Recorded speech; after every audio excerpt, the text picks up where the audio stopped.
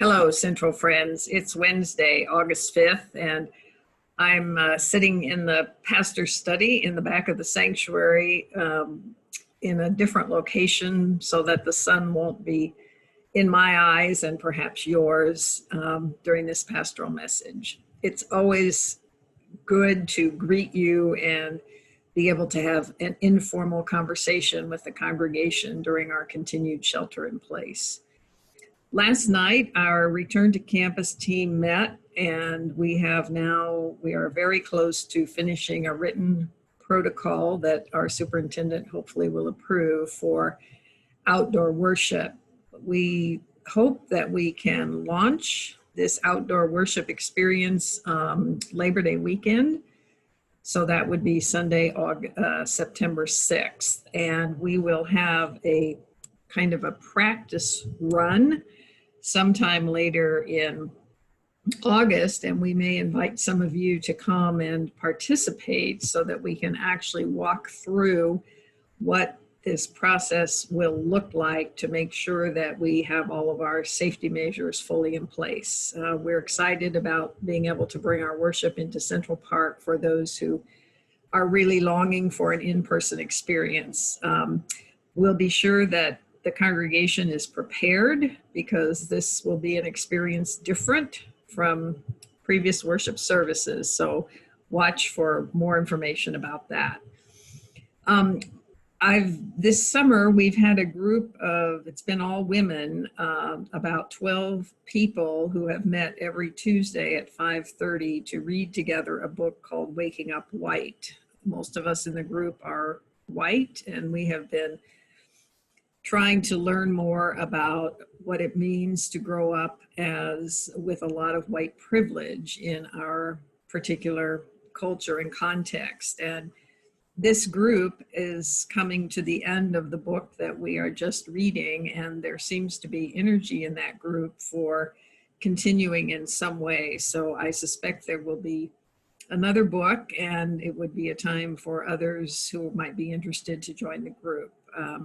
We'll be reading a book, I think, by an African-American author this time, and we'll be settling on those details. So you can watch for more information as we continue to learn how to face and counter the racism that we know exists in our church and in the culture. We want to be part of forming God's kingdom where we don't have a hierarchy of persons based on any characteristic, really. So this has been a helpful and real learning experience for me this summer.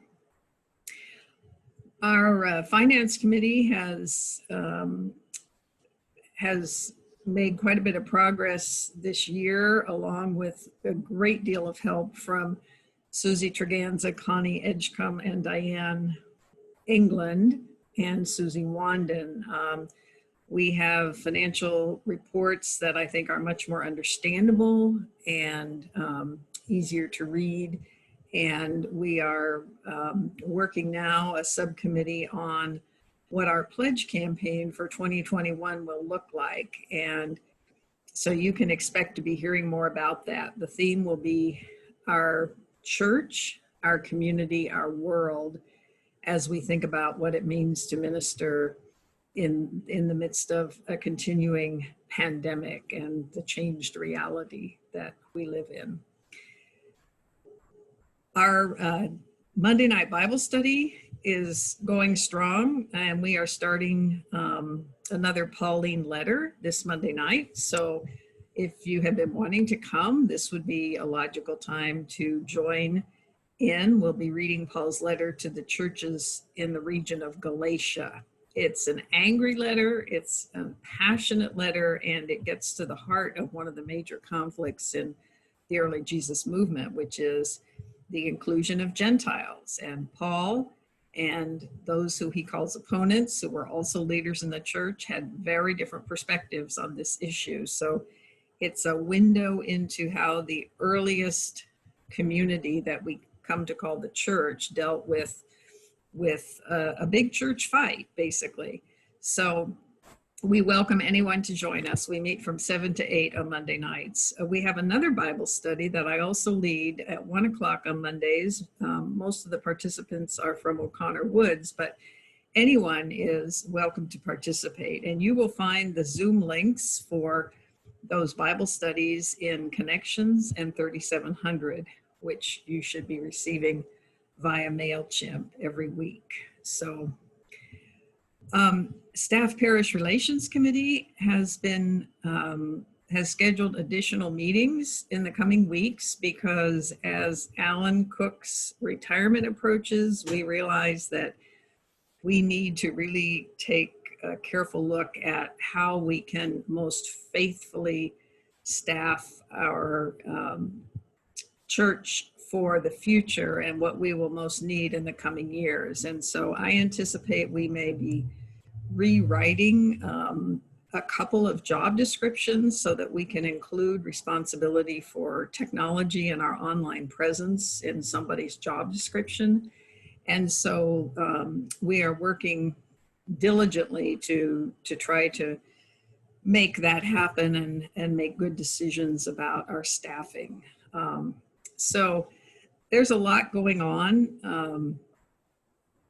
We continue to experience grief in our congregation at the death of beloved members, grief because families cannot gather in the ways that we wish we could right now.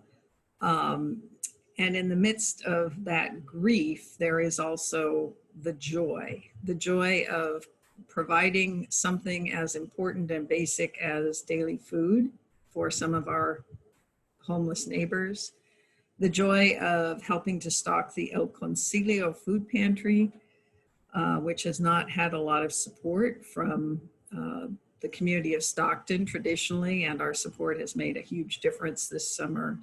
The joy of reaching and exceeding our goal of 700 masks for Cleveland School, the joy of sharing our parking lot so that functions that used to be held inside buildings can be held outside safely and conveniently for our neighbors, including University of the Pacific. So there's a lot happening at Central. We have an active prayer chain. We have active weekly study groups, and I hope that each of you can find a way to participate and also to contribute, whether through your prayers, your participation in a group, your service through the activities of sewing or shopping. We are United Methodists. We are a connectional church, and our ministries continue not only in Stockton, but also around the world during this very tumultuous time. So I continue to be grateful to be among you as your pastor. I look forward to connecting with many of you in the coming week. And please know that you are free to reach out to me at any time with ideas, concerns, questions, and I will be glad to talk with you on the phone, correspond with you via email, or even set up a special Zoom meeting. So my friends, God bless you as this week continues and as we move forth in faith during times that we right now cannot really predict. This week I offer special prayers for students and teachers and school administrators as Stockton Unified and the schools in the surrounding communities are returning to online instruction. Talk to you again soon.